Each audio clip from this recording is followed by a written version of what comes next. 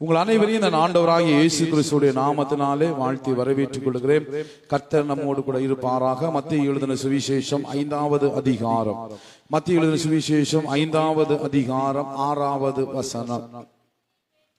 நீதியின் மேல் பசிதாகம் உள்ளவர்கள் பாக்கியவான்கள், அவர்கள் திருப்தி அடைவார்கள் என்கிற வசனத்தின் அடிப்படையிலே நீதி என்றால் என்ன என்பதையும் நீதியின் முக்கியத்துவத்தை குறித்து நம்ம கடந்த நாட்களில் தியானித்துக் கொண்டு வந்தோம்.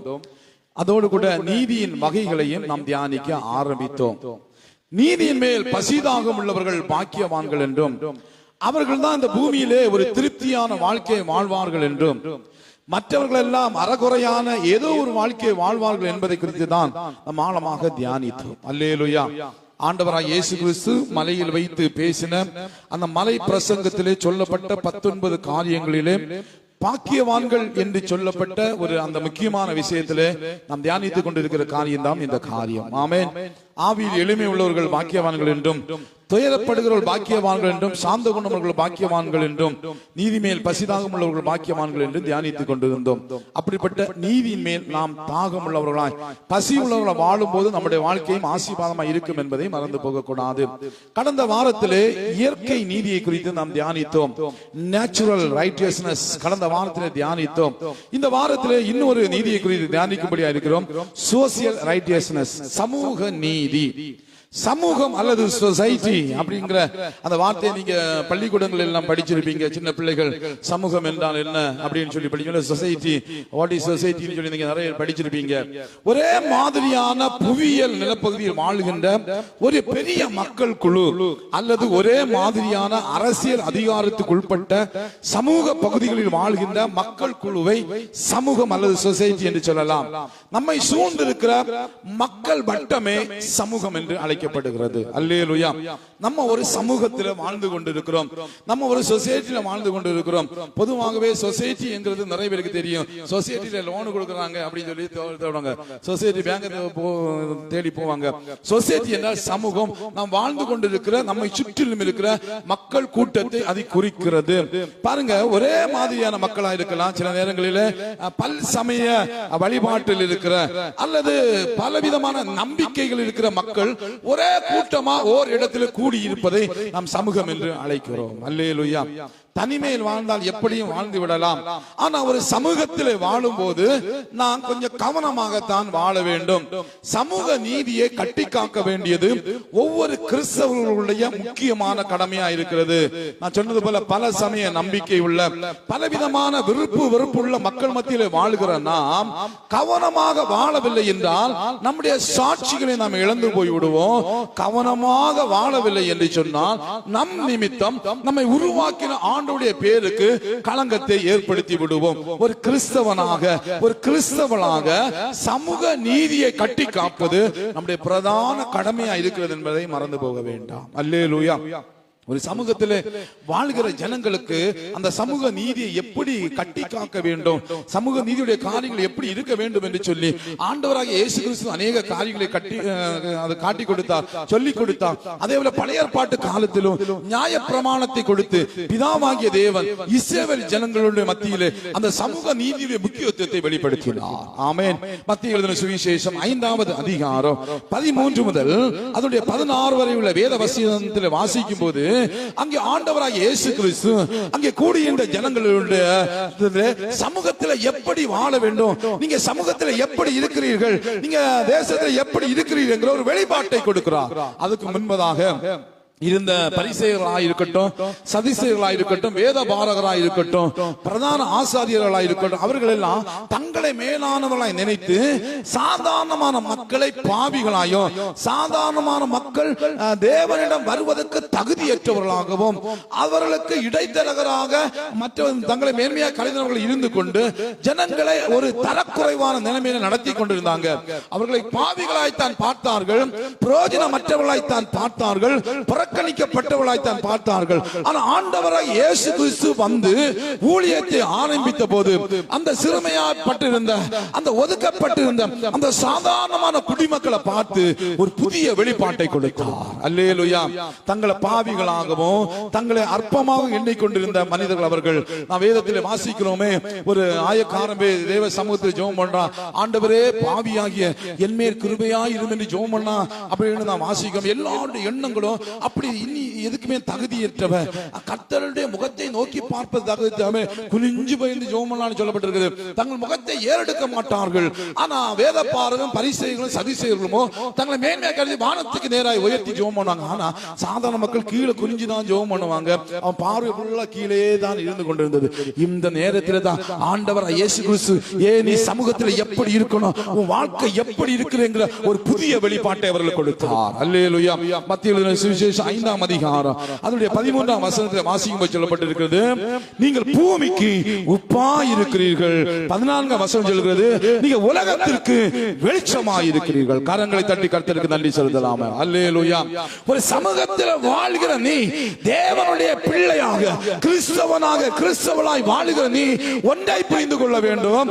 நீ அந்த சமூகத்திற்கு, அந்த சமுதாயத்துக்கு, அந்த சொசைட்டிக்கு நீ ஒரு உப்பு. ஆமென். எல்லாரும் பார்த்து ஆண்டவர் சொல்லல, அவரை சார்ந்து வந்த ஜனங்களை பார்த்து சொல்லுகிறார், நீ நீ நீ உப்பா இருக்கிற, நீ உப்பா இருக்கிற. உப்பு என்றால் சுவை கொடுக்கக்கூடியது. ஆமென். உப்பு ஒரு பொருளை கெடாமல் பாதுகாத்துக் கொள்ளும். உப்பு இல்ல பண்டம் குப்பையில், அதே போல உப்பு இல்லன்னா பிரயோஜனமற்றதா போயிடும். உப்பு ஒரு பொருளை கெடாம பாதுகாக்கும். உப்பு சுவை உள்ளதா காணப்படுகிறது. பாருங்க, சுவை கொடுக்கிறதா காணப்படுகிறது. பாருங்க, அந்த அளவுக்கு நிறைய காரியம் உப்பை கிழித்து சொல்லலாம். ஆனா ஆண்டவராக இயேசு கிறிஸ்து வந்து சொல்லுவோம், நீ சமுதாயத்தில் வாழுகிற நீ, உன்னுடைய அயலகத்தாருக்கு, உன்னை சார்ந்து இருக்கிறவர்களுக்கு நீ நீ ஒரு சுவை கொடுக்கிறவனாய் மாற வேண்டும். ஆமென். உன் நிமித்தம் அவங்க வாழ்க்கையில் ஒரு டேஸ்ட் உண்டாக வேண்டும். அவங்க வாழ்க்கை ஒரு அர்த்தமுள்ள வாழ்க்கையா மாற வேண்டும். அவர்களுடைய வாழ்க்கை ஒரு மேன்மையான வாழ்க்கையா மாற வேண்டும். நீ சமூகத்துக்கு உப்பா இருக்கிறாய், நீ சொசைட்டிக்கு சால்ட்டா உப்பா இருக்கிறாய் என்று சொல்கிற ஒரு வெளிப்பாட்டை ஆண்டவர் அந்த ஜனத்திற்கு கொடுத்தான். ஒன்று புரிந்து கொள்ளுங்கள், நீங்கள் எல்லாம் உப்பு. அல்லேலூயா. அல்லேலூயா. நீங்கள் பூமிக்கு உப்பு. அப்ப உங்கள அருகில வாழ்கிறவங்க உங்களை எப்படி பார்க்கணும்? உப்பாக தான் பார்க்கணும். பிரயோஜனமானவங்களா பார்க்கணும். உங்களை சார்ந்து வரணும். அவன்கிட்ட பேசினா, அவகிட்ட பேசினா என் வாழ்க்கை அர்த்தம் உள்ளதா மாறும். நல்ல ஆலோசனை கொடுப்பான், நல்ல விதத்துல என்னை நடத்துவாங்க என்று சொல்லி மக்கள் உங்களை தேடி வரணுமே ஒன்றியா, இவன் நாசமா போன இவனா அப்படி சொல்லி உங்களை பார்த்து என்ன பார்த்து சொல்லக்கூடாது. அல்லேலூயா. அப்ப புரிந்து கொள்ளுங்க, நம்ம எல்லாம் பூமிக்கு உப்பு, சுவை கொடுக்கிறவர்கள். நீங்க போனா அந்த வீடு ஆசீர்வாதம். கரங்களை தட்டி அல்லேலூயா. அல்லேலூயா. நீங்க வந்தேன் என் வீடு நாசமா போச்சுன்னு உங்க மாமியார் உங்களை பற்றி சொல்றாங்களா? அப்படின்னா இல்ல, நீங்க உப்பா மாறல. உங்க உப்பு நீங்க புரிந்து கொள்ள, நீங்க யார் என்கிறத புரிந்து கொள்ளாதனால தான் இல்லைன்னு சொல்லுங்க. நான் உப்பு, என் நிமித்தம் நான் வசிக்கிற வீடு ஆசீர்வாதமா இருக்கும். அது வாடகை வீடு, சொந்த வீடு, என் நிமித்தம் அந்த வீடு ஆசீர்வாதமா இருக்கும். நான் என் நிமித்தம் என் குடும்பம் ஆசீர்வாதமா இருக்கும். என் நிமித்தம் என்னுடைய பள்ளிக்கூடம் ஆசீர்வாதமா இருக்கும். என் நிமித்தம் என்னுடைய காலேஜ் ஆசீர்வாதமா இருக்கும். என் நிமித்தம் நான் போகிற இடமெல்லாம் ஆசீர்வாதமா இருக்கு. ஆமென். உப்பான ஒரு மனிதன் யோசேப்பு, அவன் போன இடங்கள் எல்லாம் அவன் மூலமாய் கர்த்தர் ஆசீர்வாதத்தை கட்டளையிட்டார். ஆமென். ஒண்ணு புரிஞ்சுக்கொள்ளணும், நீங்க எல்லாம் உப்பு. நீங்க சமூகத்துக்கு சுவை கொடுக்க வேண்டியவர்கள், சமுதாயத்துக்கு சுவை கொடுக்க வேண்டிய, சமுதாயத்தை கெடுக்கிறவர்கள் அல்ல, சமுதாயத்தை கெடாம பாதுகாக்கிறவங்க. அல்லேலூயா. இரண்டாவது, சமுதாயத்தை கெடாம நம் நிமித்தமா ஒரு சமுதாயம் கெட்டு போவதுக்கு ஒரு நாள் தான் காரணமாகி விடக்கூடாது. நம் நிமித்தம் அவன் வந்ததுல இருந்து பரவாயில்ல, எங்க ஊர் நல்லா இருக்கு, இவன் வந்ததுல இருந்து இவன் வந்தது, என் குடும்பம் நல்லா இருக்கு, இந்த குழந்தை பிறந்தது, வீடு ஆசீர்வாதமா இருக்கு, இந்த மருமக வந்திருந்து எங்க வாழ்க்கை அர்த்தமுள்ளதா மாறிவிட்டது. இப்ப அப்படி சொல்லி எல்லாரும் உங்களை கொஞ்சம் சாட்சி சொல்லத்தக்கதாக அவர்கள் கெட்டு போவதற்கு ஏதுவாக அல்ல, அவர்கள் வாழ்வதற்கு ஏதுவாக அவர்களே அந்த குடும்பத்தை, சமுதாயத்தை, சபையை கெடாமல் பாதுகாக்கிற உப்பு நீங்கள். ஆமென். என்னைக்காவது உணர்ந்தீங்களா? என்னைக்காவது உணர்ந்தீங்களா? சில ஆட்கள் பாருங்க, ஐயோ இவன் இருக்கிற வரையில் ஐயோ நாசமா போயிட்டு இருக்கு. அப்படி அல்ல. ஓ, இவன் நிமித்தம், இவள் நிமித்தம் என் வாழ்க்கை, என் குடும்பம் ஆசீர்வாதமா இருக்கிறது. அல்லேலூயா. நீங்க ஒரு உப்பு. இதை ஒவ்வொருத்தரும் புரிந்து கொள்ளணும். அடுத்தவங்க சொல்லப்பட்டிருக்கிறது, நீங்க உலகத்திற்கு வெளிச்சமா இருக்கிறீங்க. நீங்க உலகத்துக்கு வெளிச்சமா இருங்க. வெளிச்சம் வெளிச்சம் எங்கன்னா வழிகாட்டுவது, வழி இருள விளக்குவது. நிறைய குடும்பங்களில் இருளுக்குள்ளான கடக்கிறது. பிசாசுடைய ஆதிக்கம், இருள் ஆதிக்கம். நிறைய குடும்பம் ஆசீர்வாதமற்ற நிலைமையில இருளுக்குள் கிடக்கிறது. வழி எப்படி போகணும், அடுத்து எப்படி போகணும், என்ன செய்யணும்னு சொல்லி சரியான வழி தெரியாதபடிக்கு திகச்சு போய் நிற்கிற நிறைய பேரை பார்க்க முடிகிறது. அவர்களுக்கு வழிகாட்டுகிற வழிகாட்டியாகவோ ஆண்டவர் உங்களை ஒரு கைடா வச்சிருக்கிறார். ஆமே. சமுதாயத்திலே விழுந்து போய் கொண்டிருக்கிற, சமுதாயத்திலே சீர்கட்டு போய் கொண்டிருக்கிற, சமுதாயத்திலே பாவத்தில் விழுந்து நாசமாய் போய் கொண்டிருக்கிற, சமுதாயத்தில் சோசியல் மீடியாவில் விழுந்து நாசமாய் போய் கொண்டிருக்கிற, பொல்லாத கிரியைகளில் விழுந்து நாசமாய் போய் கொண்டிருக்கிறவர்களை திருத்தி சரியான பாதையை நடத்துவதற்கு தேவனால் ஏற்படுத்தப்பட்ட வெளிச்சங்கள், நல்ல வழிகாட்டிகள் நீங்கள் எல்லாரும். ஒருத்தர் கெட்டு போனா அவங்களை ஊர்ல ஃபுல்லா சொல்லி நாட்டாம, ஒருத்தர் கெட்டு போனா அவங்க அப்படி போயிட்டாங்க இப்படி போயிட்டாங்கன்னு சொல்லி எல்லா இடங்களிலும் போய் அவங்களுக்கு கேவலத்தை உண்டாக்காம, அடுத்த குடும்பத்துக்கு கேவலத்தை உண்டாக்காம, நீங்க எல்லாரும் அவர்களை திருத்தி நல்ல பாதையில் நடத்துகிற உத்தமம் உள்ள வெளிச்சங்கள் நீங்கள். கரங்களை தட்டி கர்த்தருக்கு நன்றி செலுத்துவீங்களா? அல்லேலூயா. அடுத்த வீட்டுல என்ன நடக்குது, இங்க என்ன நடக்குன்னு காதை வச்சு கேட்டுட்டு ஊர் உள்ள பரப்பவர்கள் அல்ல. அப்படி ஒருவேளை கேட்டாலும் அந்த குடும்பத்துக்காய் முழங்காலே நின்று கதறி ஏதாவது விதத்தில் அவர்களை வழி நடத்துகிற வழிகாட்டிகளாய் கர்த்தர் உங்களை என்னை வச்சிருக்கிறார். ஆமே சொல்லுங்க பாபா. அல்லேலூயா. கைரங்களை உயர்த்தி சொல்லுங்க. நான் உலக பூமிக்கு உப்பு, நான் உலகத்துக்கு வெளிச்சம். ஆனா ஒண்ணு டேஞ்சர் இருக்கு. இங்க ஒரு டேஞ்சர் இருக்கு. என்ன தெரியுமா? என்ன தெரியுமா? ஆண்டவர் சொல்லுகிறாரு 13ஆம் வசனத்திலே, உப்பானது சாரமற்று போனா எதனாலே சாரமாக்கப்படும்? வெளியே கொட்டுவதற்கும் மனுஷனால் மிதிக்கப்படுவதற்கு மொழிய வேறு ஒண்ணுக்கும் உதவாது. விளக்கை கொளுத்தி மரக்காலால் மூடி வைக்காமல் விளக்கு தண்டின் மேல் வைப்பார்கள், அப்போது வீட்டில் உள்ள யாவருக்கும் வெளிச்சம் கொடுக்க. நீ உப்புதான், ஆனா சாரம் குறைஞ்சு நாம பாத்துக்க உன்ன. அதனாலதான் பவுல் சொல்லுவாரு, உனக்கு கிடைத்த வரத்தை நீ அனல் மூட்டி கொண்டே இரு, உனக்குள்ள இருக்கிற திறமைகளை அனல் மூட்டி கொண்டிரு, உனக்கு பெற்ற கிருபைகளை நீ அனல் மூட்டி கொண்டிரு. நீ சாரம் வைத்து போய் விடாது, ஒரு சாரத்தை இழந்து போகாது. நீ விளக்கு, நீ வெளிச்சம், நீ உள்ள என்னது அந்த மரக்கால உன்னை மூடி வச்சு உள்ள இருந்துடாத, நீ வெளியே வா. சமுதாயத்துக்கு ஒரு வெளிச்சமா வெளியே வா, மற்றவருக்கு பிரயோஜனப்படுகிற அளவுல வாழு அப்படின்னு ஆண்டவர் சொல்லுகிறார். அல்லேலூயா. இப்படி செய்தால் 6வது வசனம், இவ்விதமாய் மனுஷர் உங்கள் நற்கிரியைகளை கண்டு பரலோகத்தில் இருக்கிற உங்கள் பிதாவை மகிமைப்படுத்தும்படி உங்கள் வெளிச்சம் அவர்களுக்கு முன்பதாக பிரகாசிகள். இப்படி சமூகத்தில் இருக்கிற, இப்படி சமுதாயத்தில் இருக்கிற மற்ற மக்கள் உங்களுடைய நற்கிரியைகளை கண்டு, நீங்க உப்பாக, நீங்க வெளிச்சமாக அது விளங்குவதை கண்டு, பிரகாசிப்பதை கண்டு, பரலோகத்தில் இருக்கிற உங்கள் பிதாவை, உங்களுக்காக ரத்தம் சிந்தி உங்களை மீட்டெடுத்து உங்களுக்காக தியாகம் பண்ணின அந்த பிதாவாகிய தேவனை மகிமைப்படுத்தும்படியாக உங்கள் வெளிச்சம் அவர்களுக்கு முன்பதாக பிரகாசிக்க கடவுள். ஆமென். அப்ப நம்மளை பார்த்துட்டு மற்றவங்க ஆண்டவரை மகிமைப்படுத்துங்க. சார், கர்த்தருடைய வாழ்க்கையை மாற்றி விட்டாரே, கர்த்தருடைய வாழ்க்கையை மாற்றி விட்டாரே என்று சொல்லி நம்ம குறித்து தேவனை மகிமைப்படுத்துகிற அளவில் நம்ம வாழ்க்கை இருக்கணும். அது நம்ம சமுதாயத்துக்கு செய்ய வேண்டிய மிகப்பெரிய கடமை. அல்லேலூயா. ஆண்டவராய் கர்த்த சமுதாயத்துக்கு நாம் ஒரு உப்பாக வெளிச்சமாக இருக்க வேண்டும் என்பதை விரும்புகிறார். யாருடைய எந்த பொருளுக்கும் ஒரு நாள் நம்ம இடையூறை உண்டாக்க கூடாது. யாருடைய பொருளுக்கோ உடைமைகளுக்கோ சேதத்தை ஏற்படுத்தக்கூடாது. ஏழைகளுக்கு இரக்கம் காட்ட வேண்டும். வேலைக்காரர்களுக்கு வேலைக்கேற்ற கூலிகளை கொடுக்க வேண்டும். ஒருவருடைய முன்னேற்றத்துக்கு ஒரு நாளும் தடையா இருக்கக்கூடாது. மனதிலோ சரீரத்திலேயோ யாருக்கும் காயம் உண்டாக்க கூடாது. சாதி மற்றும் சமய ஏற்றத்தாழ்வுகளோடு ஒரு நாள் நம்ம பழகக்கூடாது. கோல் சொல்லி அடுத்த குடும்பத்தை பிரிக்க கூடாது. குறைகளை துருவி துருவி விசாரித்து விளம்பரப்படுத்தக்கூடாது. இப்படிப்பட்ட பல காரியங்கள் நம்முடைய சமூகத்தில் இருக்கிறது.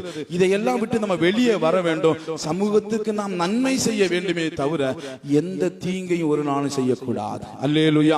ஆண்டவராய் இயேசு கிறிஸ்து, ஆண்டவராகிய தேவன் இஸ்ரவேல் ஜனங்களை சீனாய் மலைக்கு அடிவாரத்தில் கொண்டு வந்தார். எகிப்திலிருந்து கொண்டு வந்து அவளை அங்க இருக்க வைத்து விட்டு மோசேயை மலைக்கு மேலே வர சொல்லுகிறார். அங்க கூட்டி கொண்டு போய் ஜனங்களை எப்படி நடத்தணும், ஜனங்களுக்கு என்னெல்லாம் கற்றுக் கொடுக்க வேண்டும் என்று சில காரியங்களை செய்கிறார், கற்றுக் கொடுக்கிறார். அதுல 613 கட்டளைகளை, செய்ய வேண்டியவைகள் 365, செய்யக்கூடாதவைகள் மீதி உள்ளவைகளை குறித்து ஆண்டவர் நிறைய அங்க அடுக்கி வருகிறார்.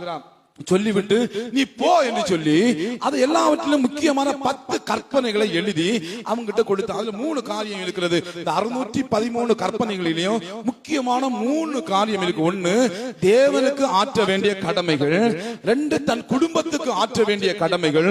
3வது சமுதாயத்துக்கு ஆற்ற வேண்டிய கடமைகள். நீங்க யாத்திரையாகமம் 20ஆம் அதிகாரத்திலே வாசிக்கும் போது அந்த 3 காரியங்களை சொல்லப்பட்டு இருக்கிறது. அந்த காரியங்கள் அங்கே வருவதை பார்க்க முடியும். முதலாவதாக ஆண்டவர் 10 கற்பனை சொல்கிறான், உனக்கு வேற தெய்வங்கள் உண்டாயிருக்க வேண்டாம், வேற எந்த தெய்வத்தையும் தொடக்கூடாது, என்னை தவிர வேற எந்த தெய்வத்தையும் தொடக்கூடாது என்றார். இரண்டாவதாக சிலை வழிபாடு செய்யக்கூடாது என்றார். மூன்றாவது தேவனுடைய நாமத்தை வீணிலே வழங்கக்கூடாது என்றார். நான்காவது ஓய்வு நாளை பரிசுத்தமாக ஆசரிக்க வேண்டும். இந்த 4 காரியங்களும் தேவனுக்கு ஒரு மனுஷன் ஆற்ற வேண்டிய கடமைகள். ஐந்தாவது ஒரு காரியம் இருக்கிறது, தன் தகப்பனை தாயை கனம் பண்ண வேண்டும். இது ஒவ்வொருவரும் தன் குடும்பத்துக்கு ஆற்ற வேண்டிய கடமைகள். அதன் பிற்பாடு வருகிற 5 காரியமும் ஒரு சமுதாயத்துக்கு ஒரு மனிதன் ஆற்ற வேண்டிய கடமைகள். என்ன? நீ கொலை செய்யக்கூடாது, நீ விபச்சாரம் செய்யக்கூடாது, நீ களவு செய்யக்கூடாது, நீ பொய் சாட்சி சொல்லக்கூடாது, நீ இச்சிக்க கூடாது, பிறனுடைய வீட்டையாவது, பிறனுடைய மனைவியாவது, பிறனுடைய வேலைக்காரனையாவது, பிறனுடைய வேலைக்காரியாவது, பிறனுடைய எருதையாவது கழுதையாவது, பிறனுக்குண்டான யாவது நீ இச்சிக்கவே கூடாது. அப்படி நீ இச்சித்தனா அதை எடுத்துக்கொள்ளணும் உனக்கு ஆசை வரும், அதனை பெற்றுக்கொள்ளணும் ஆசை வரும். அதனால பல சமுதாய சீர்கேடுகள் வரும், சமுதாயத்தில் பாவங்கள் பெருகும், சமுதாயத்தில் அக்கிரமங்கள் பெருகும், சமுதாயம் சீர்கட்டு போகும். அதனால உன் வாழ்க்கையில நீ கவனமா, ஒவ்வொரு தனி மனிதனும் கவனமான வாழ்க்கை வாழ வேண்டும் என்று ஆண்டவர் சொன்னார். ஆமென், அல்லேலூயா. நம்ம சமுதாயத்துக்கு ஆற்ற வேண்டிய கடமைகள் நிறைய இருக்கு. முக்கியமாக யாருக்கும் எந்த இடரலாகவும் இருக்கவே கூடாது. ஆமென், அல்லேலூயா. 1 கொரிந்தியர் 10ஆம் அதிகாரம், 1 கொரிந்தியருடைய புத்தகம் 10வது அதிகாரம் அவருடைய 33வது வசனத்துக்கு நேராய் வரும் பொழுது அங்கே சொல்லப்பட்டிருக்கிறது. 1 கொரிந்தியர் 10:33, நீங்கள் யூதருக்கும் கிரேக்கருக்கும் தேவனுடைய சபைக்கும் இடரல் அற்றவர்களா இருங்கள். அல்லேலூயா. யூதர்கள், கிரேக்கர்கள், தேவனுடைய சபை 3ஆ பிரிச்சு சொல்லப்பட்டிருக்கிறது. யூதர்களை குறித்து நமக்கு தெரியும். யூதர்கள் ஆண்டவரை ஏற்றுக்கொள்ளாதவர்கள். அவர்கள் ஸ்தோத்திரம், அவர்கள் இயேசு ஒரு நாள் அவங்க ஏற்றுக்கொள்ள மாட்டாங்க. பிதாவாகிய தேவனை தான் தொழுது கொண்டு இருப்பாங்க. அவங்க வாழ்ந்த சமுதாயத்தில் தான் இப்ப கிறிஸ்தவங்க வாழ்றாங்க. அந்த காலத்தில் கிரேக்கர்கள் அவர்கள் நடுவில் இருந்தார்கள். அலெக்சாண்டருடைய காலத்தில் அலெக்சாண்டர் உலகத்தை முழுவதும் பிடிக்க வேண்டும் என்று விரும்பி அவன் எல்லா இடங்களையும் பிடித்து தன்னுடைய தேசத்து மக்கள் அங்க குடியிருக்க வைத்தான். ஒரே பாசையை கொண்டு வர வேண்டும் என்று விரும்பி கிரேக்க பாசையை உலகம் முழுவதும் பரப்பி விட்டான். அப்படி யூதர்கள், இயேசு கிறிஸ்துவை ஏற்றுக்கொள்ளாத யூதர்கள் இருந்தாங்க, புறஜாதியான கிரேக்கர்கள் அங்கே இருந்தாங்க, இயேசுவை ஏற்றுக்கொண்ட ஜனங்களும் அங்கே இருந்தாங்க. 3 விதமான ஜனங்கள் இருக்கிறாங்க. 3 விதமான ஜனங்கள், யூதர்கள், புறஜாதியர்கள், தேவனுடைய திருச்சபையை சார்ந்த கிறிஸ்தவர்கள். அந்த கிறிஸ்தவர்களுக்கு கொரிந்து பட்டணத்தில் இருந்த அவர்களுக்கு பவுல் அப்போஸ்தலன் எழுதும்போது சொல்லுகிறாரு, நீங்க யூதருக்கும் கிரேக்கருக்கும் தேவனுடைய சபைக்கும் இடரல் அற்ற நிமித்தம், அது புறஜாதியான இருந்தாலும் சரி, உன் நிமித்தம் ஆண்டவராகிய இயேசு கிறிஸ்துவை ஏற்றுக்கொள்ளாதவனா இருந்தாலும் சரி, உன் நிமித்தம் நீ போகிற சபையா இருந்தாலும் சரி, ஒருவருக்கு இடரலை கொண்டு வரவே. அல்லேலூயா, அல்லேலூயா. நீ வாழ்கிற சமுதாயத்துல உன் நிமித்தம் ஒரு பிரச்சனை வரக்கூடாது. நீ வாழ்ந்து கொண்டிருக்கிற சமுதாயத்துல எந்த ஒரு நமக்கு உன் மூலமா ஒரு பிரச்சனை வரவே கூடாது. ஆண்டவர் எவ்வளவு தெளிவா பவுல் மூலமா விளக்குறார் பாத்தீங்களா? அல்லேலூயா. வெளியில இருக்கட்டும், சபையில இருக்கட்டும், அது நிமித்தம் சமுதாய சீர்கேடுகள் உண்டாகும். ஆகவே ஆண்டவர் கவனமா இருக்க சொன்னார். பிலிப்பியர் 1வது அதிகாரம், பிலிப்பியருடைய புத்தகம் 1வது அதிகாரம் அவருடைய 11வது வசனத்தை வாசிக்கும் போது பவுல் சொல்லுகிறார், நீங்கள் கிறிஸ்துவின் நாளுக்கென்று துப்புரவானவர்களும் இடரலற்றவர்களுமா இருக்கும்படி வேண்டுதல் செய்கிறேன். அவன் சொல்ல, நான் ஜெபம் பண்றேன், அவர் காரியத்துக்காக ரொம்ப பாரமா ஜெபம் பண்ணிட்டு இருக்கீங்க. என்ன அப்படின்னா, பிலிப்பு சபையாரு, வெள்ளாங்கோட்டை சபையாரு, நீங்க கிறிஸ்துவின் நாளுக்கென்று, இது ஆண்டவர் சீக்கிரமா வரப்போகிறாரு, நியாய தீர்ப்பை கொடுக்கிற நாள் வரப்போகிறது, ஆண்டவர் தம்முடைய கிரியைகளை செய்கிற நாள் வரப்போகிறது. அந்த கிறிஸ்துவின் நாளுக்கென்று நீங்க துப்புரவானவங்களா, அதாவது பரிசுத்தமானவங்களா இருக்கணும், தூய்மையானவங்களா இருக்கணும், அதே போல இடரல் அற்றவர்களாக இருக்கணும். இவன் நிமித்தம் நான் கெட்டு போயிட்டேன், இவன் நிமித்தம் நான் கெட்டு போயிட்டேன், நான் இந்த அளவுக்கு பாவம் செய்வதற்கு இந்த பையனாக்கும் காரணம், நான் இந்த அளவுக்கு சீர்கட்டு போக்கு இந்த பொண்ணாக்கும் காரணம், நான் இந்த அளவுக்கு நான் இவ்வளவு மோசமா போக்கு அந்த அவருடைய வீட்டுக்காரன் காரணம், இவருடைய மனைவியாக்கு காரணம் அப்படின்னு சொல்லி நம்மை குறித்து ஒருவரும் ஒரு நாளும் குற்றம் சாட்டாதபடிக்கு நம்ம தூய்மையானவர்களும் யாருக்கும் எந்த இடரலும் கொடுக்காதவர்களா இருக்க வேண்டும். ஆமென், அல்லேலூயா. அப்படி இடரல் கொடுத்தா என்ன ஆகும்? மத்திய எழுதின சுவிசேஷம் 18ஆம் அதிகாரத்திலே ஆண்டவராகிய இயேசு கிறிஸ்து ஒரு காரியத்தை வலியுறுத்தி கூறுகிறார். மத்திய எழுதின சுவிசேஷம் 18ஆம் அதிகாரம் அவருடைய 6வது வசனம் 7ஆம் வசனம் சொல்லுகிறது, இடர்கள் நிமித்தம் உலகத்துக்கு ஐயோ, இடர்கள் வருவது அவசியம், ஆனாலும் எந்த மனுஷனால் இடரல் வருகிறதோ அவனுக்கு ஐயோ அப்படின்னு சொல்லப்பட்டிருக்கிறது. அல்லேலூயா. 6ஆம் வசனம் சொல்லுங்க, என்னிடத்தில் விசுவாசமாயிருக்கிற இந்த சிறியரில் ஒருவருக்கு இடரல் உண்டாக்குறவன் எவனோ அவனுடைய கழுத்தில் எந்திர கல்லை கட்டி சமுத்திரத்தில் ஆழத்தில் அவனை அமிழ்த்துகிறது, அவனுக்கு நலமாயிருக்கும். எந்த மனுஷனால் இடரல் வருகிறதோ அவனுக்கு ஐயோ. அது எங்கேயா இருக்கிறது? சமுதாயத்தில் ஒரு சமுதாயம் சீர்கெடுவதற்கு, ஒரு சமுதாயம் அழிந்து போவதற்கு, ஒரு சபை சீர்கெடுவதற்கு, சபை அழிந்து போவதற்கு அதுக்கு எந்த நபர் காரணமாக இருக்கிறார்? வேதவசனம் சொல்கிறது, அவனுக்கு ஐயோ. அவனுடைய கழுத்துல இயந்திர கல்லை கட்டி சமுத்திரத்தில் போட்டு அவனுக்கு நலமாயிருக்கும். அந்த அளவுக்கு அவன் வேதனைகளை அடைந்து கொண்டே இருப்பான். அதனால யாருக்கும் இடரல் கொடுக்க, அடுத்தவங்க ஜெப வாழ்வுக்கு ஒரு நாள் இடரல் கொடுக்க கூடாது. சில ஆட்கள் அடுத்தவங்களுடைய ஜெப வாழ்வை குறை சொல்லுவாங்க. பாரு அவன் ஜோத்திரம் ஜோத்திரம் சொல்லிட்டு இருக்கா, அப்படி பண்ற இப்படி பண்ண, எப்ப பார்த்தா அவங்க வீட்டுல ஒரே சத்தமா தான் இருக்கு. அப்படி அடுத்தவங்களுடைய ஜெப வாழ்வுக்கு ஒரு நாள் இடரல் கொடுக்க கூடாது. அடுத்தவங்களுக்கு ஆவிக்குரிய வாழ்வுக்கு இடரல் கொடுக்காரு. ஒருத்தர் கர்த்தருடைய கிருபையை பெற்றிருக்கிறாங்களா, ஒருத்தர் அந்நிய பாஷை பேசுகிறாங்களா, ஒருத்தர் நல்ல ஜெபிக்கிறவங்களா இருக்காங்கல்ல, அவர்கள் கர்த்தருக்காக எதையாவது செய்ய வேண்டும் என்கிற வைராக்கியமா இருக்கிறாங்களா, ஆவிக்குரிய வாழ்க்கை இன்னும் வளர்ந்து போக வேண்டும் வைராக்கியமா இருக்காங்களா, ஒரு நாள் அவங்க ஆவிக்குரிய வாழ்க்கை இடைஞ்சலா இராதீங்க, அது உங்களுக்கு கேடு. அல்லேலூயா. அல்லையா. சில ஆட்கள் ஆவிக்குரிய வாழ்க்கை முன்னேறி போனா சிலருக்கு வயிறு எரியும். அப்படியே எப்படியாவது அவங்கள ஒண்ணு இல்லாம ஆழ்த்தி போடணும் சொல்லி ஏதாவது விதத்துல அவங்க ஆவிக்குரிய வாழ்க்கையை கெடுத்து கொண்டே இருக்கிறாங்க. ஆவிக்குரிய வாழ்க்கைக்கு ஒரு நாள் இடையூறக்கூடாது. 3வது விசுவாச வாழ்வுக்கு இடையூறக்கூடாது, இடையூறை கொண்டு வரக்கூடாது. விசுவாச வாழ்வு என்பது சாதாரணமான விஷயம் இல்ல. சாதாரணமா ஒருத்தவங்களால அதை செய்ய முடியாது. விசுவாச வாழ்வு என்றால் ஒரு மகிமையான வாழ்க்கை. சிலர் அந்த விசுவாச வாழ்க்கையிலே ஓடிக்கொண்டிருப்பாங்க. அவங்க விசுவாசத்தை கெடுக்கும்படி ஏதாவது அவிசுவாசமான வார்த்தைகளை சொல்லி, ஏதாவது தீமையான காரியங்களை சொல்லி அவங்களுடைய விசுவாச வாழ்க்கையை சில தட்டி விடுவாங்க. பிரச்சனைகள் வராத மனிதன் இல்லை, போராட்டம் வராத மனிதன் இல்லை, கஷ்டங்கள் வராத மனிதன் இல்லை. நீ ஜெபம் பண்ணி என்னத்தை கண்ட, நீ இயேசுவை கூப்பிட்டு என்னத்தை கண்ட, உனக்கு அப்படி என்னத்தான் நடந்துச்சு, உனக்கு வேற வேலை இல்லையா, போராபார பைபிளை தூக்கிட்டு கோயிலுக்கு சர்ச்சுக்கு போராபார என்னத்தை கிடைச்சுன்னு சொல்லி அவங்க விசுவாச வாழ்வுக்கு இடையூறு கொடுக்கிற எந்த மனுஷனா இருந்தாலும் அவனுக்கு ஐயோ. அல்லேலூயா. அது சமுதாயத்துக்கு சீர்கேடு, அது சபைக்கு சீர்கேடு. அதனால நம்ம யார் முன்னாலும் எந்த இடையூறையும் போட மாட்டேன்னு தீர்மானம் பண்ண வேண்டும். ரோமர் 14ஆம் அதிகாரம், ரோமருடைய புத்தகம் 14வது அதிகாரம் அதனுடைய 13வது வசனத்தில் நீங்க வாசித்து பார்க்கும் பொழுது அங்கே பவுல் அப்போஸ்தலன் அந்த ரோம திருச்சபைக்கு ஒரு காரியத்தை வெளிப்படுத்தி காட்டுகிற 14:13.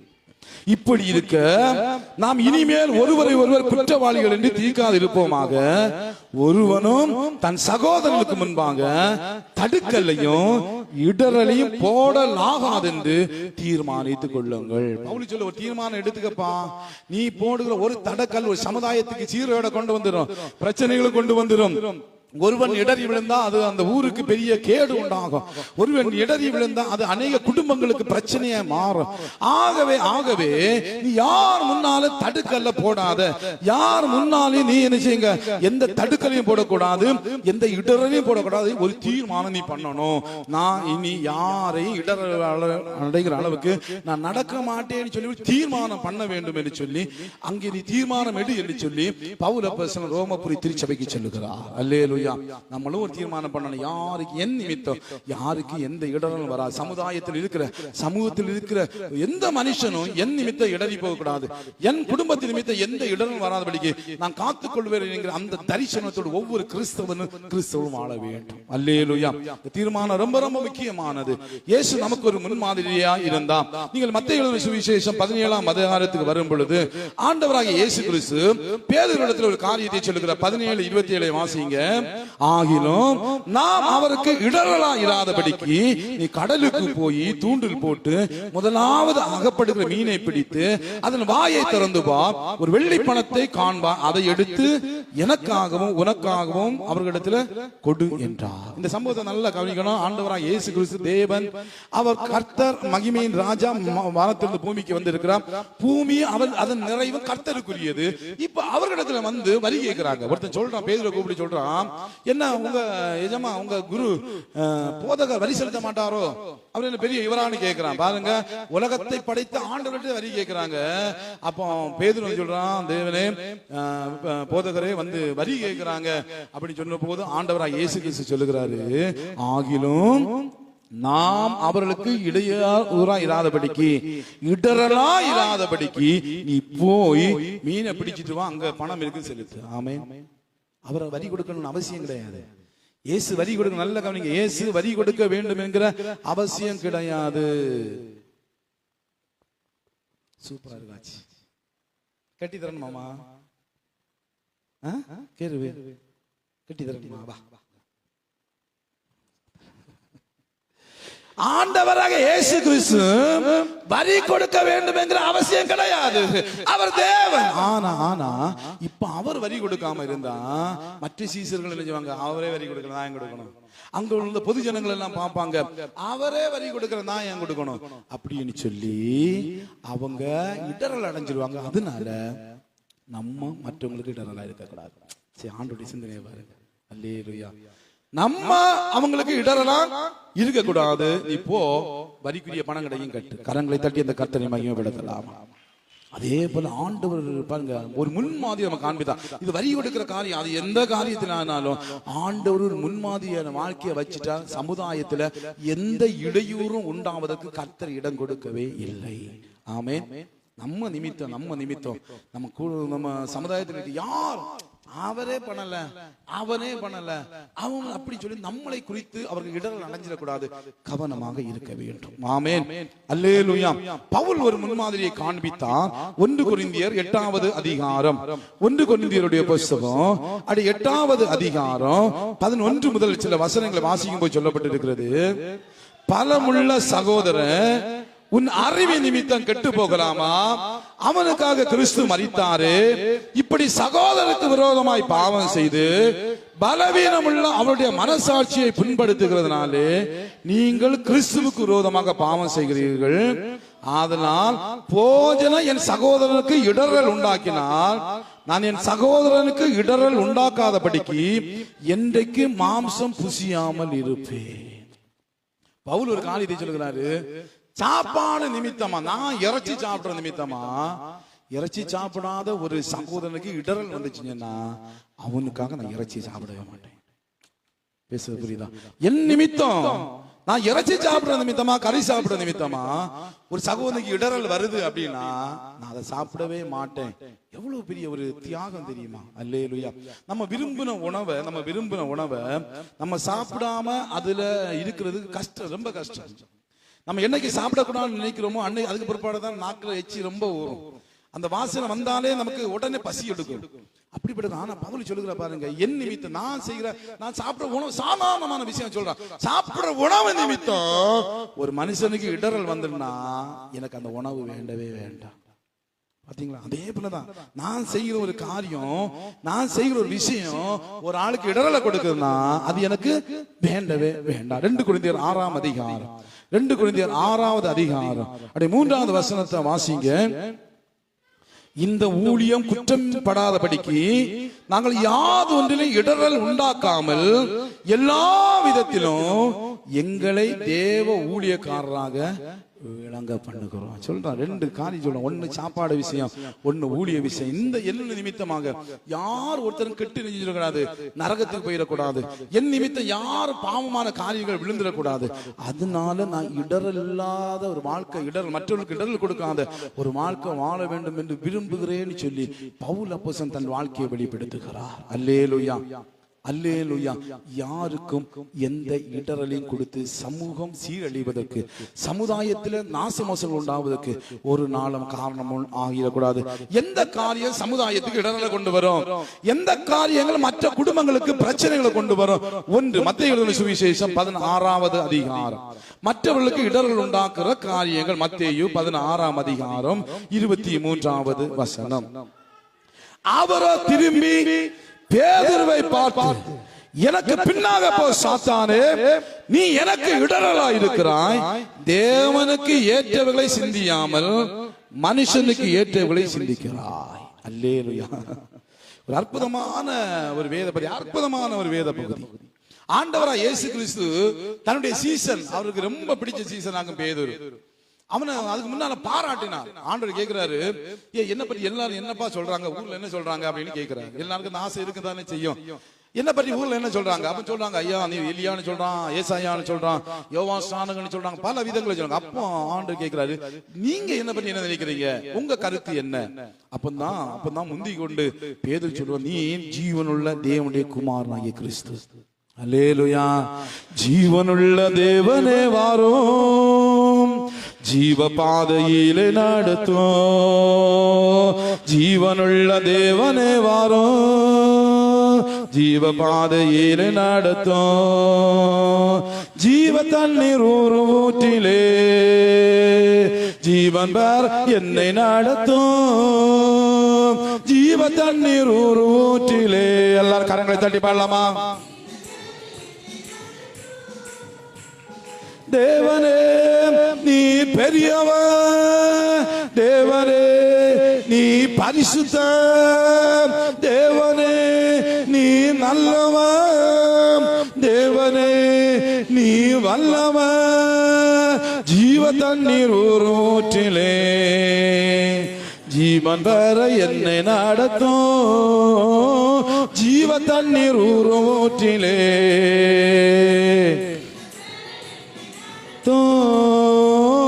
ஜீவ தண்ணீர் ஊற்றிலே ஜீவன் பெற என்னை நடத்தும். ஜீவ தண்ணீர் ஊற்றிலே ஜீவன் பெற என்னை நடத்தும்.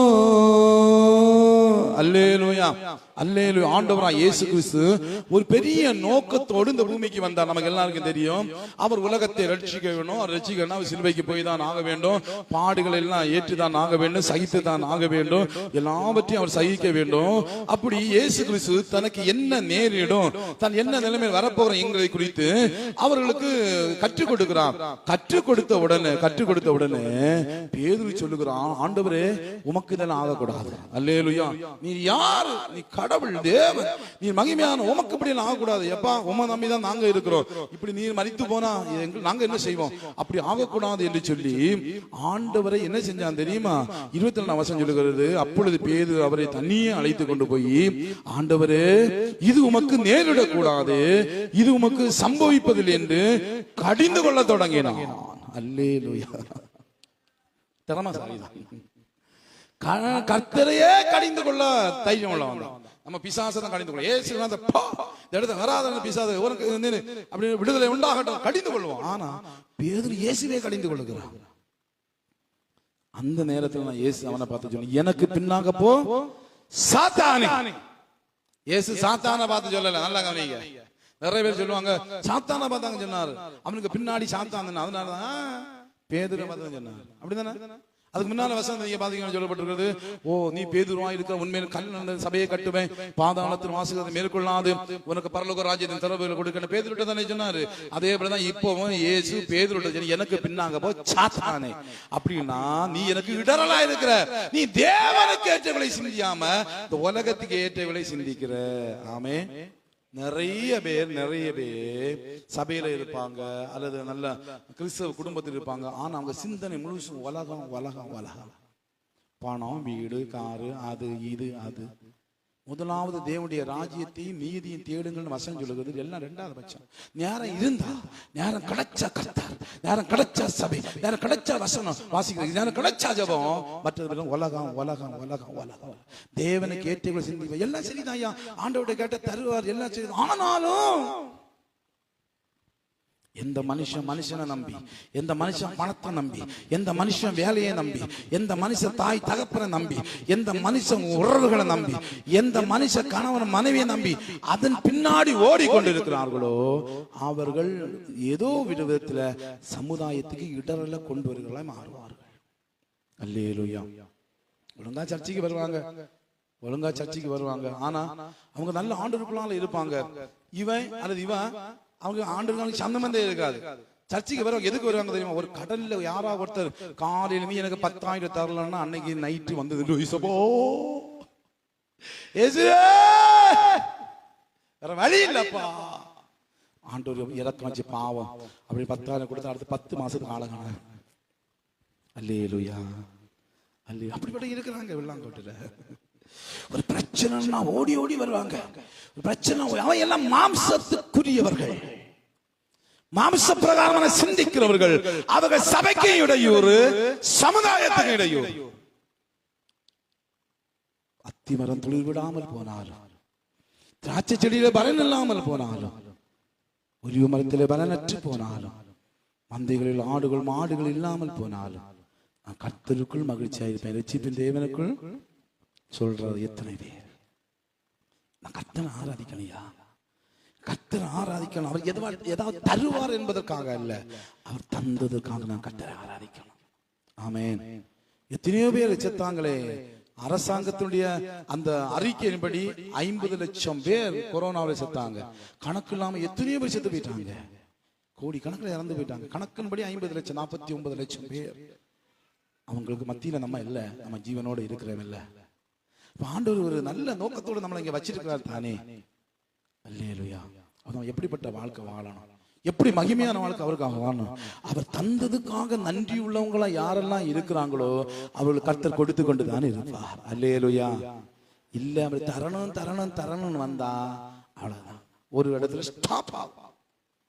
கர்த்தரை தேடுங்க. இல்லைன்னா ஓயாத தொல்லைகள். ஒரு பிரச்சனை உங்களுக்கு முடிஞ்சிருச்சு, நீங்க கர்த்தரிடத்துல வந்து ஆண்டவர் உங்களுக்கு ஒரு பிரச்சனைக்கு முடிவை தந்துட்டாரு. திரும்ப நமக்கு கர்த்தரை நீங்க தேடாம இருந்தோம்னா ஓயாத தொல்லைகள் திரும்ப திரும்ப திரும்ப வரும்.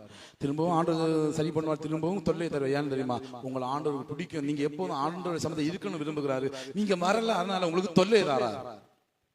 புரியுதா நான் சொல்றது? ஏன் தொல்லைகள் பெருகுகிறது, ஏன் பிரச்சனை பெருகுதுன்னா நம்ம அவருடைய சமூகத்தில் இருக்கணும் அவர் விரும்புகிறாரு, நம்ம வரமாட்டேங்கிறோம். நாம் அவரை தேட வேண்டும். அவருக்கு ரொம்ப பிடிக்கும், நம்மள ரொம்ப பிடிக்கும். அதனால அவர் ஜீவனை தந்தார், நம்ம மேல அவர் உயிரே வச்சிருக்கிறாரு. அப்படிப்பட்ட நாம் கர்த்தரை தேடாம போகும்போது அவர் கோபம் கொண்டு எனக்குள் தொல்லைகளை கட்டளை எடுக்கிறார். அப்படியாவது நான் அவர் சமூகத்தில் வரமாட்டேனா என்றுதான். ஆமென். உங்களை ஆண்டவருக்கு ரொம்ப பிடிக்கும், ரொம்ப ரொம்ப ரொம்ப பிடிக்கும். அதனாலதான் கர்த்தர் கொரோனால பாதுகாத்தா, தம்முடைய ஜீவனை தந்தா, ரத்தத்தை சிந்தி உங்களுக்கு மீட்பை தந்தா. அப்படிப்பட்ட நீங்க அவரை சமூகத்தை தினமும் தேடணும், அவரை ஆராதனை செய்யணும், அவருக்கு மகிமை செலுத்தணும் விரும்புகிறார். அப்படி நீங்க செய்யாம போகும்போது கஷ்டகாலம் வரும். இது 100% உண்மை. உங்களுக்கு கஷ்டம் வேணுமா, இந்த கர்த்தருடைய ஆசீர் வேணுமா என்கிறத நீங்களே தீர்மானம் பண்ணிக்கொள்ளுங்கள். அல்லேலூயா, அல்லேலூயா. மனுஷனுக்கு ஏற்றவர்களை சிந்தித்துக் கொண்டிருந்த பேதுருவை பார்த்து சொன்னா, நீ தேவனுக்கு ஏற்றவர்களை சிந்தியாமல் மனுஷனுக்கு ஏற்றவர்களை சிந்திக்கிற, அதனால எனக்கு பின்னாக போ சாத்தானே, எனக்கு பின்னால போ சாத்தானே. அதுக்கு முன்னால அவனை பரிசுத்தவனாய் பார்த்தான், இப்ப சாத்தானே என்று சொல்லி துரத்தி விட்டார். அல்லேலூயா. தேவனுக்கு ஏற்றவர்களை சிந்திக்க வேண்டும். இரண்டாவது வெளிப்படுத்தின விசேஷம் 2ஆம் அதிகாரம் 14ஆம் வசனம். வெளிப்படுத்தின விசேஷம் 2வது அதிகாரம் அதனுடைய 14வது வசனம். 2:14.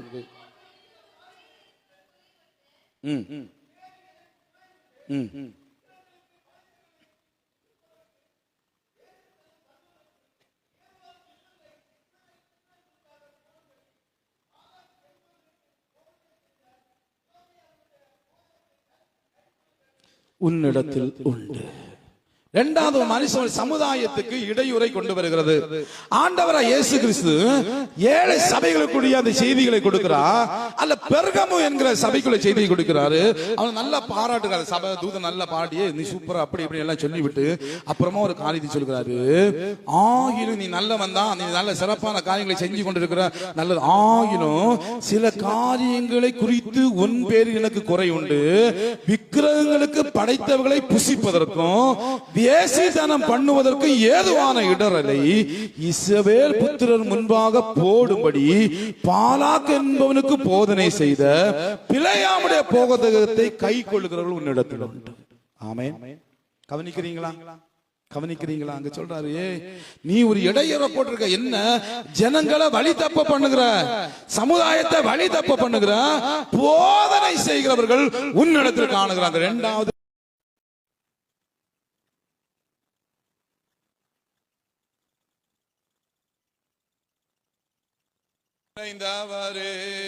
மகிமைக்கு பாத்திரரே, வல்லமை மாட்சிமை நிறைந்தவரே, மகிமைக்கு பாத்திரரே, ஆராதனை உமக்கே, ஆராதனை உமக்கே, ஆராதனை உமக்கே, ஆராதனை உமக்கே, ஆராதனை உமக்கே, ஆராதனை உமக்கே,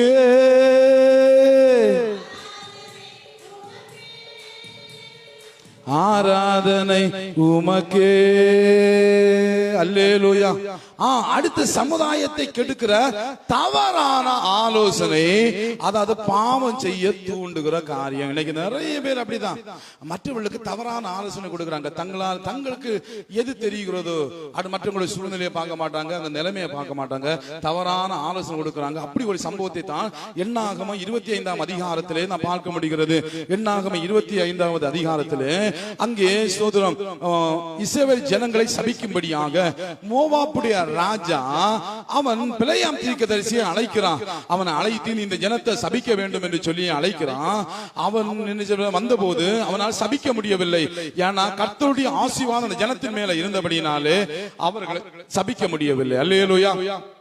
ஆண்டோடைய ஆசீர்வாதம் உங்க மேல இருந்ததுன்னா, தேவ திட்டம் உங்க மேல இருந்ததுன்னா, எந்த மனுஷன் சபிச்சாலும் உங்களால உங்களை அது ஒன்று செய்யாது. அல்லேலூயா சொல்லுங்க பாப்போம். யார் என்ன சாபம் போடட்டும், யார் என்ன மந்திரம் செய்யட்டும், தேவ திட்டம், தேவனுடைய அனாதி தீர்மானம் உங்க மேல இருக்கு. உங்களை கொண்டு கர்த்தர் ஏதோ ஒண்ணு செய்ய விரும்புகிறாருன்னா எந்த சாபம் உங்க மேல பலிக்காது. கர்த்தர் எல்லாவற்றையும் அப்புறப்படுத்தி போடும். அப்படித்தான் ஒரு சம்பவம் இருக்கிற பிள்ளையம் பெரிய தீக்க வாயத்தான் சொன்னா நடக்கும். அவன் சபிச்சா சபிக்கப்பட்டு போவாங்க, ஆசீர்வாதித்தான் ஆசீர்வாதமா இருப்பாங்க. அவனை கூப்பிடுவாங்க, அவன் வருகிறான். வரும்பொழுது அவனால் சபிக்க முடியவில்லை. கர்த்தர் சொன்னாரு, நீ சபிச்ச, நீ தொலைஞ்ச. அல்லேலூயா. நீ சபிச்ச, என் ஜனத்தை சபிச்சோன்னா உன் பாடு மோசமா போயிடும். அதனால நீ சபிக்காத ஜனத்தை ஆசீர்வதின்னு சொல்றாரு. இப்போ அவன் ஜனத்தை ஆசீர்வதித்தான். ராஜாவுக்கு பயங்கர கோபம். உன்னை சபிக்க கூப்பிட்டா நீ வந்து ஆசீர்வதிக்கிறியே, இந்த ஜனம் அழியணும்னு விரும்புகிறோம், இந்த ஜனம் நாசமா போகணும்னு விரும்புகிறேன், என்ன செய்வது? அப்படி இருக்கும்போது அவன் ஒரு தவறான ஆலோசனை கொடுத்தான். அந்த ஆலோசனை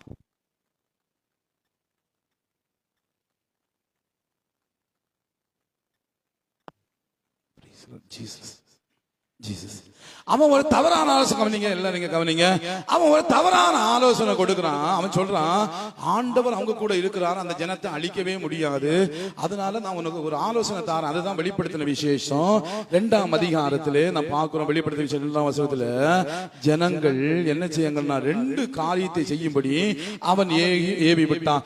விக்கிரகங்களுக்கு படைத்தவைகளை புசிப்பதற்கும் வேசித்தனம் பண்ணுவதற்கும் ஏதுவான இடரலை போடும்படிக்கு கற்றுக் கொடுத்தான். தவறான ஆலோசனை பிறருக்கு இடரல கொண்டு வரும். நல்லா வந்துருக்காங்க ஜனங்கள், ஆண்டவருடைய கிருபை நல்ல ஆசீர்வாதமா இருக்கிறாங்க. இவன் சொல்லிட்டான், 2 விஷயம் இருக்கு, இத 2ஐயும் செஞ்சான்னா ஆண்டவரே அவனை அடிச்சிருவாரு. நீ சபிக்க வேண்டாம், யுத்தமும் பண்ண வேண்டாம், ஒண்ணும் பண்ண வேண்டாம். 2 காரியங்களை செய். 1, விக்கிரகங்களுக்கு படைத்தத அவன் புசிக்கணும், கர்த்தர் கோபம் கொண்டு அவனை அடிப்பாரு. 2வது, அவன் வேசித்தனம் பண்ணணும், வேசித்தனம் பண்ணா கர்த்தர் கோபம் கொண்டு அடிப்பாரு, அவன் செத்து போவான். நீ எதுக்கு கவலைப்படுற, வீணா கவலைப்படுகிற, அதுக்குரிய வழிகளை செய் என்று சொல்லி ஆலோசனை கொடுத்துட்டு போயிட்டான். என்னாகமம் 25ஆம் அதிகாரம், என்னாகமம் 25வது அதிகாரம் 9வது வசனத்துக்கு நேரா நீங்க வரும்பொழுது அங்கே சொல்லப்பட்ட ஒரு பெரிய வாதை உண்டாயிற்று, பெரிய வாதை உண்டாயிற்று. அந்த வாதையில செத்தவர்கள் 24,000. கவனிக்கிறீங்களா? ஒரு சமுதாய சீர்கேடுவதற்கு நம்ம ஊர்ல மொத்தம் எத்தனை பேர் இருப்பாங்க யோசித்து பாருங்க. இந்த வெள்ளாங்கோடு எத்தனை பேர் இந்த ஊர்ல இருப்பாங்க? 24,000 பேர் அந்த வாதையில செத்து போயிட்டான். காரணம் ஒரு தவறான ஆலோசனை. ஆமென். இன்னைக்கு நிறைய தவறான ஆலோசனை கொடுத்துட்டே இருக்கிறாங்க. நான் ஒரு அன்பு சகோதரனை ஊழியத்துக்காக ஆயத்தப்படுத்தினேன். அவர் வேறொரு சபையை சார்ந்தவர். ஊழியத்துக்காக அவர் ஆயத்தப்படுத்தினேன். நாங்க இருந்த சபையில 2 பேர் ஊழியத்துக்கு, 2 பெண் பிள்ளைகள் ஊழியத்துக்கு ஒப்பு கொடுத்தாங்க. ரொம்ப நாள் அவங்களுக்கு திருமணமாகாம இருந்து ஸ்பெஷல் கூட்டங்களை வச்சு ஒரு ஆளுக்கு திருமணமாகி ட்ரைனிங் காலேஜ் போனாங்க. இன்னொரு ஆளுக்கு திருமணம் ஆகல. அப்பதான் இந்த காரியங்கள் ரெடி ஆகுது. அவங்க 2 பேரும் ஒரு இடத்துக்கு போனாங்க. ஒரு இடத்துக்கு போகும்போது அங்க ஒருத்தர் பார்த்தாரு. பார்த்துட்டு கேட்டாரு, தம்பி நீங்க என்ன படிச்சிருக்கீங்க? சொன்னா இன்ஜினியரிங் முடிச்சிருக்கிறேன். அவங்க அம்மா பக்கத்துல இருக்கிறாங்க. அம்மா ரசிக்கப்படாதவங்க. அங்க இன்ஜினியரிங் உடனே, ஏம்மா உங்களுக்கு வேற வேலை இல்லையா? இன்ஜினியரிங் படிச்ச பையில குரு வேலைக்கு அப்படியே அவன் எப்படி வர வேண்டியவன்? அவன் ட்ரைனிங் முடிச்சு அவனை எங்கேயாவது கொண்டு போடுவாங்க. பிள்ளை கஷ்டப்படும் போது நீங்க எங்களை சுமப்பியலாம். அந்த அம்மாவுக்கு உள்ள எல்லாம், என் பிள்ளை கஷ்டப்பட போறானோ, என் பிள்ளை கஷ்டப்பட போறானோ. வீட்டுல போனாங்க. 2 நாள் கழிச்சு என்கேஜ்மெண்ட். வீட்டுல போனாங்க. நீ ஊழியத்துக்கு வேண்டாம். அவன் இல்ல, நான் ஊழிய இல்ல, போக வேண்டாம். நீ போனா நான் செத்துருவேன். கடைசி அந்த சகோதரன் ஊழியத்துக்கு வரல. என்கேஜ்மெண்ட் பயங்கர கேவலம் ஆயிசா. இன்னைக்கு இப்படிப்பட்ட துன்மார்க்கர்கள் உலகத்தில் இருக்கிறாங்க. தவறான ஆலோசனை. ஒரு காரியத்தை எடுத்து முன் வைக்கும் போது, ஏன் ஆண்டவருக்கு காரியம் செய்யாத? சில ஆள் ஊழியத்துக்கு வரணும்னு விரும்புவாங்க. போவாத, கஷ்டப்படாத, போவாத, நீ அங்க படிக்க போ, இங்க படிக்க போ. சொல்லி முடியாது அந்த வாழ்க்கை. சகோதரன் ரொம்ப கஷ்டப்பட்டான். ரொம்ப கஷ்டப்பட்டான். அல்லேலூயா. கர்த்தருடைய அழைப்பு ஒருத்தர் மேல இருக்கும் பொழுது, அவங்க ஒரு காரியத்தை முன்னோக்கி செல்லும் போது ஒரு நாள் நம்ம இடைஞ்சல் கொடுக்கவே கூடாது. அல்லேலூயா. முடிஞ்சாலும் கர்த்தருக்காக எதையாக செய்ய வேண்டும் என்கிற தூண்டுதல் பண்ண வேண்டுமே ஒழிய தவறான ஆலோசனை கொடுக்க கூடாது. ஒரு சகோதரி ரொம்ப கஷ்டப்பட்டாங்க. படிக்கிறதுக்கு காலேஜ் ஃபீஸ் கட்ட முடியாது. ரொம்ப கஷ்டப்பட்டாங்க. சென்னையில ஒரு இடத்துல போய் அவங்க இருக்கும்போது ரொம்ப கஷ்டப்பட்டாங்க. அவங்க குடும்பத்தை சூழ்நிலைமை வேற. அந்த நேரத்துல தான் ஒரு ஆள் தவறான ஆலோசனை, எதுக்கு நீ கஷ்டப்படுற, ஏன் உன் வீட்டார பார்த்து கஷ்டப்படுகிற, நான் ஒரு ஆலோசனை தாரேன், நீ வாரத்துக்கு 2 நாள் என் கூட வந்தா போதும், ஒரு ஃபீஸ் கட்ட வேண்டிய எல்லா பணமும் கிடைக்கும், நீ சொகுசா வாழலாம், நீ கவலையே பட வேண்டாம் என்ற ஒரு ஆலோசனை ஒரு பிள்ளையுடைய வாழ்க்கையை விபச்சார தள்ளி சீர்குலைத்து போட்டது. அந்த பிள்ளை தற்கொலை பண்ணி எழுதி வச்சு தற்கொலை பண்ணலாம். இப்படி நீங்க பத்திரிகையில வாசித்திருப்பீங்க. ஒரு பெரிய ஒரு அதிகாரி, தமிழ்நாட்டில இருந்த முக்கியமான ஒரு புள்ளி, பெரிய புள்ளி, அவர் வாலிய பிள்ளைகளை எல்லாம் கெடுத்து போட, வயசான கிழமை, சாவ போற கிழமை, அவன் நாசமா போனவன். ஆனா அநேக காலேஜ் பிள்ளைகளை கெடுத்து போட்டான். அவங்களுக்கு கூட்டிட்டு போன ஒரு நாய், ஒரு பெண். இப்ப ஜெயிலுக்கு கிடக்குறான்னு நினைக்கிறேன். இப்படிதான் தவறான ஆலோசனை கொடுத்து பிள்ளைகளுடைய வாழ்க்கையை கெடுக்கிற, தவறான ஆலோசனை கொடுத்து வேலை ஸ்தலங்களை வழி தப்பு பண்ணுகிற, தவறான ஆலோசனை கொடுத்து விபச்சாரம் செய்ய தூண்டுகிற, தவறான ஆலோசனை கொடுத்து பொல்லாத பாவங்களை செய்ய தூண்டுகிற, கஞ்சாவை யூஸ் பண்ண தூண்டுகிற, மதுபானங்களை யூஸ் பண்ண தூண்டுகிற, தவறான காரியங்களை யூஸ் பண்ண தூண்டுகிற நிலைமை. பாவம் விளைவை பாத்தீங்களா? 24,000 பேர் ஒரே நாள் செத்து போனா. பாவம் செய்ய தூண்டின ஒரு துன்மார்க்கனுடைய ஆலோசனை. ஒரு சமுதாயம் சீரழிஞ்சு போச்சு. 24,000 பேர் எங்கயா இருக்கிறாங்க பாருங்க. சமுதாயத்துக்கு ஒரு நாள் நம்ம இடையூறா இருக்கோம். ஒரு நாள் தவறான ஆலோசனை சொன்னா போதும், அந்த ஊரே கெடுத்துடலாம். ஊரே கெடுத்துட்டான் பாவிகள். அல்லேலூயா. தவறான ஆலோசனை. 3ஆவதாக கலகம் செய்தல். 1 கொரிந்தியர் 14ஆம் அதிகாரம், 1 கொரிந்தியர் 14ஆம் அதிகாரம் அதனுடைய 33வது வசனத்தை நீங்க வாசித்து பார்க்கும்போது அங்கே சொல்லப்பட்டு இருக்கிறது, தேவன் கலகத்துக்கு தேவனாயிராமல் சமாதானத்துக்கு தேவனாயிருக்கிறார், பரிசுத்தவான்களுடைய சபைகளில் எல்லாம் அப்படியே இருக்கிறது.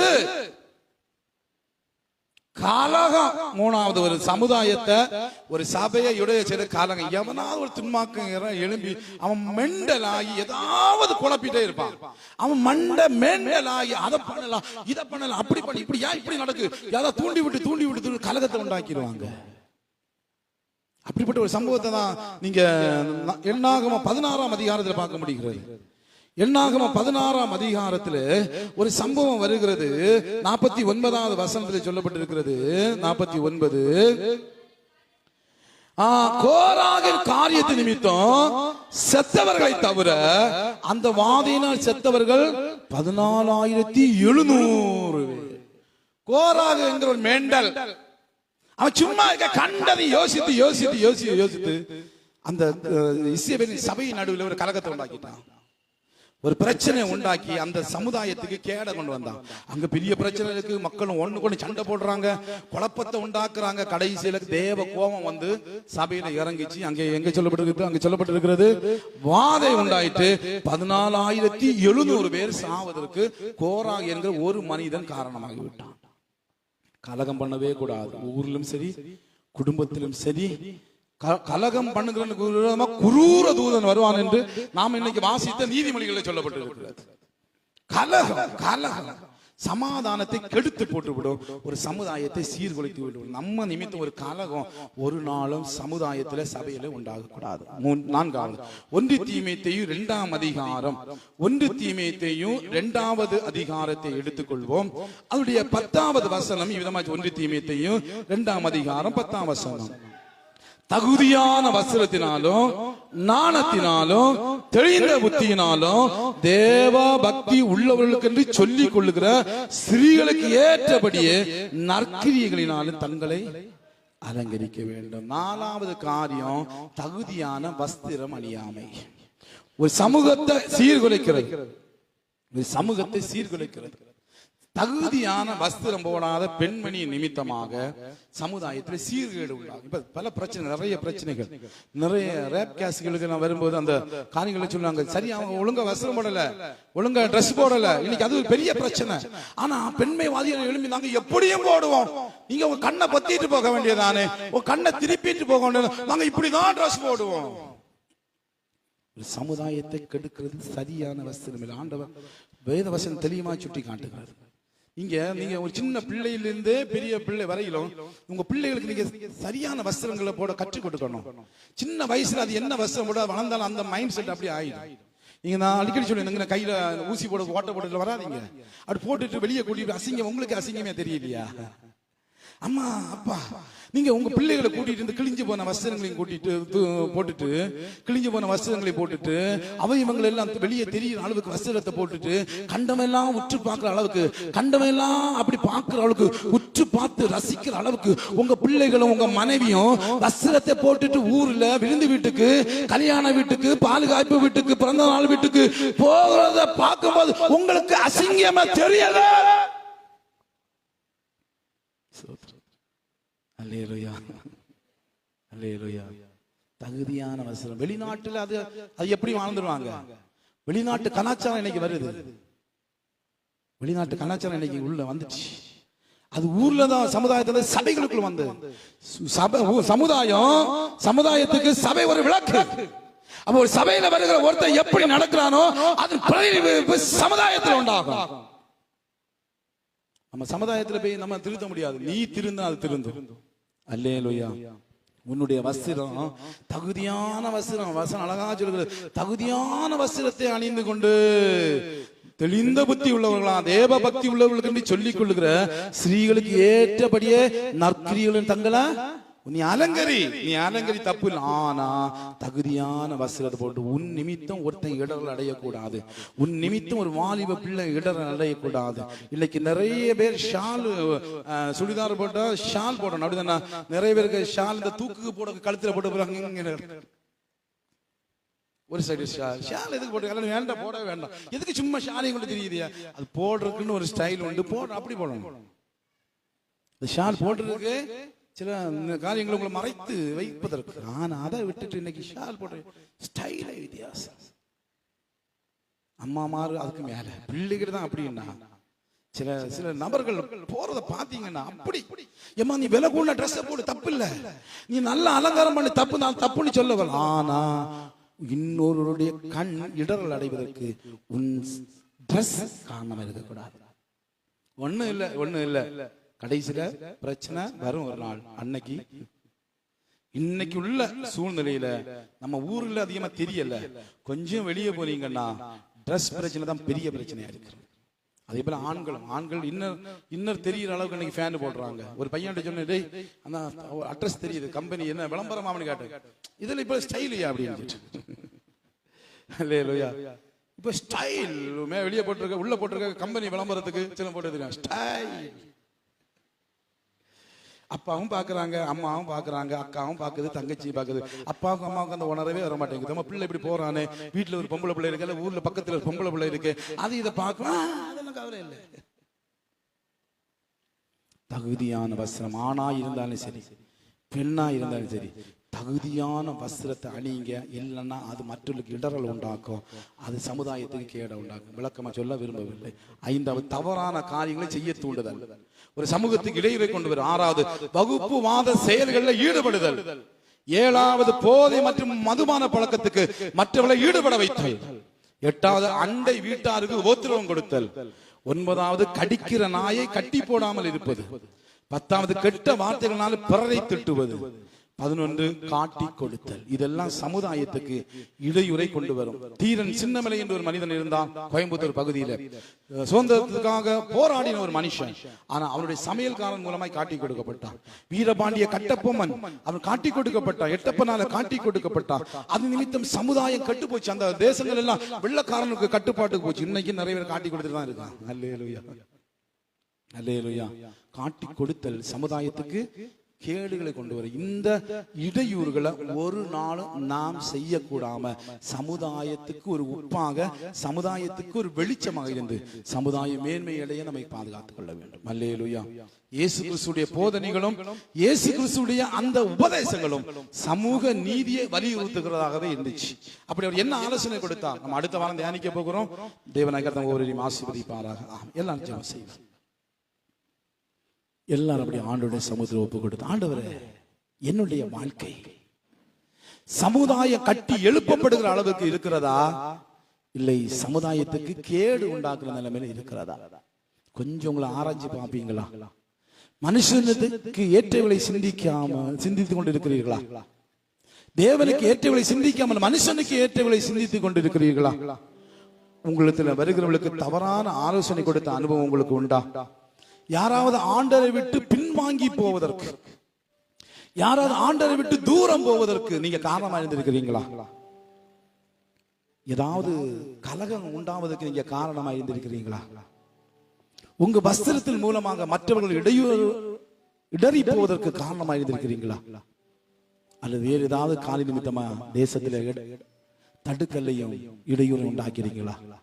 கொஞ்சம் அப்படி ஆராய்ச்சி பாருங்க. உங்கள் நிமித்தம் யாராவது தவறான பழக்கத்தை கற்றுக்கொண்டு இருக்கிறார்களா? உங்கள் நிமித்தம் யாராவது கண்ணீர் விட்டு இருக்கிறாங்களா? உங்க நிமித்தம் ஏதாவது குடும்பங்களுக்கு கேடு உண்டாயிருக்கிறதா?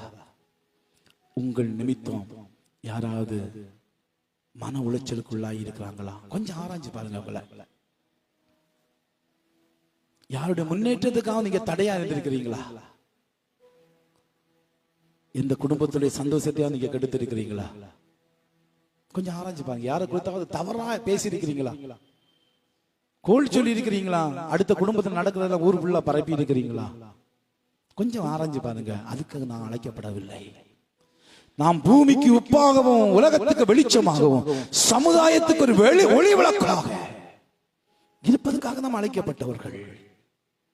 சமூக நீதியை நாம் கட்டி காக்கும்படி அழைக்கப்பட்டவர்கள். கொஞ்சம் ஆராய்ச்சி பாருங்க. உங்களை ஏதாவது சூழ்நிலை மற்றவங்களை காட்டி கொடுத்திருக்கிறீங்களா? மற்றவங்களுடைய நற்பேருக்கு களங்கம் உண்டாக்கி இருக்கிறீங்களா? கொஞ்சம் உங்களை ஆலோசனை பண்ணுங்கள்.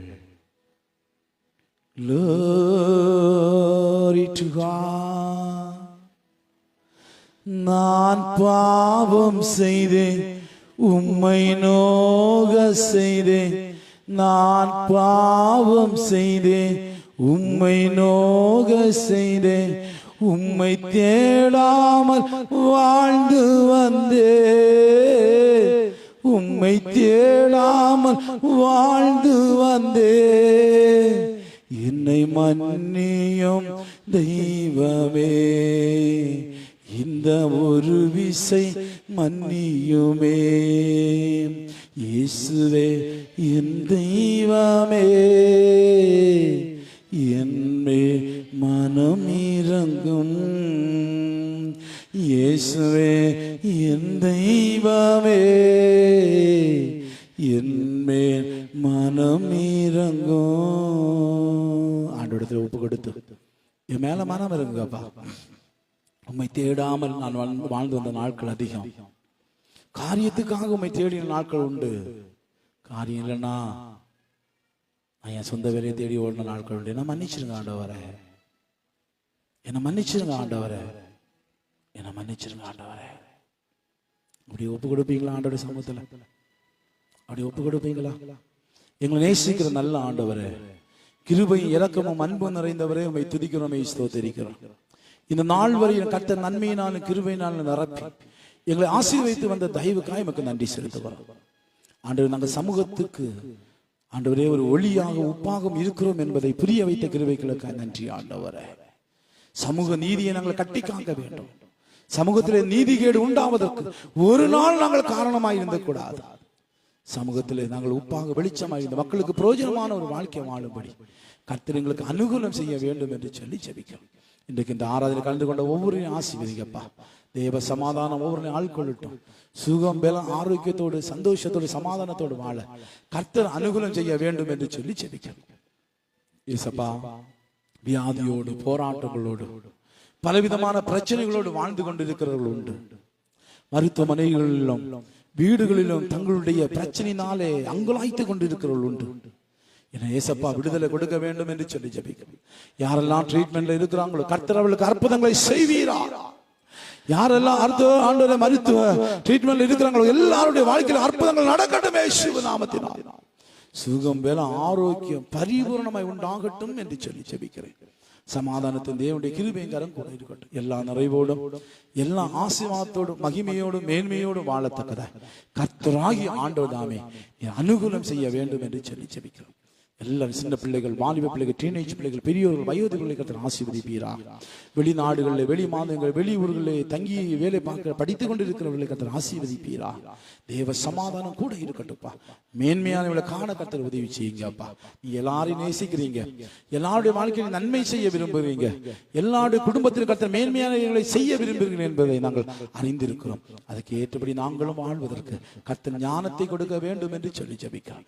இதோ இந்த ஆராதனை கலந்து கொண்ட ஒவ்வொருவரையும் பிதா குமாரன் பரிசுத்த ஆவியின் நாமத்தில் நான் ஆசீர்வதிக்கிறேன் ஆண்டவரே, ஆசீர்வதிக்கிறேன் ஆண்டவரே. தன்னுடைய மகனுக்காக ஜெபிக்க சொன்ன அன்பு தாயாருக்காக உடைய சமூகத்தில் வருகிறோம் அப்பா. தன்னுடைய மகனுக்காக ஜெபிக்க வேண்டும் என்று பாரத்தோடு ஜெப குறிப்பு சொல்லி அனுப்பியிருந்தாங்க. அந்த அன்பு தாயாருடைய ஜெபத்தை கேட்டு அவருடைய பிள்ளையோட வாழ்க்கையில கர்த்தர் ஆசீர்வாதங்களின் நன்மைகளையும் கர்த்தர் கட்டளையிட வேண்டும் என்று சொல்லி ஜெபிக்கிறோம். இயேசுவின் நாமத்தினால பரிபூர்ணமான ஆசீர்வாதம், பரிபூர்ணமான ஆசீர்வாதங்கள் உண்டாகட்டும். என்ன நோக்கத்துக்காக ஜெபிக்க சொன்னாங்களோ அந்த நோக்கம் அவருடைய வாழ்க்கையில நிறைவேறும்படி கர்த்தர் அனுகூலம் செய்ய வேண்டும் என்று சொல்லி ஜெபிக்கிறோம். தொடர்ந்து கர்த்தர் ஒரு விசை கூட ஆராதனை கலந்து கொண்ட எல்லாரையும் ஆசீர்வதிக்கிறேன். நிம்மதியோடு சமாதானத்தோடு தங்கள் இல்லங்களுக்கு போய் நன்றாய் வாழ்வதற்கு கர்த்தர் கிருபை செய்ய வேண்டும் என்று சொல்லி ஜெபிக்கிறோம். நீரே பொறுப்படுத்திக் கொள்ளுங்கப்பா. பெரிய காரியங்களை செய்யுங்க. இயேசுவின் நாமத்தில் ஒப்பு கொடுத்து ஜெபிக்கிறேன் நல்ல பிதாவே, ஆமென், ஆமென். நம்முடைய கர்த்தராகிய இயேசு கிறிஸ்துவின் கிருபையும் பிதாவாகிய தேவனுடைய அன்பு பரிசுத்த ஆவியானுடைய ஐக்கியம் சிநேகமும் இன்றும் என்று சதா நாட்கள் மனைவியோடும் கூட தங்கி நிலைத்திருப்பதாக. ஆமென், ஆமென். அல்லேலூயா. கர்த்தர் உங்களை ஆசீர்வதித்திருக்கிறார். சமாதானத்தோடு போய் வாருங்கள்.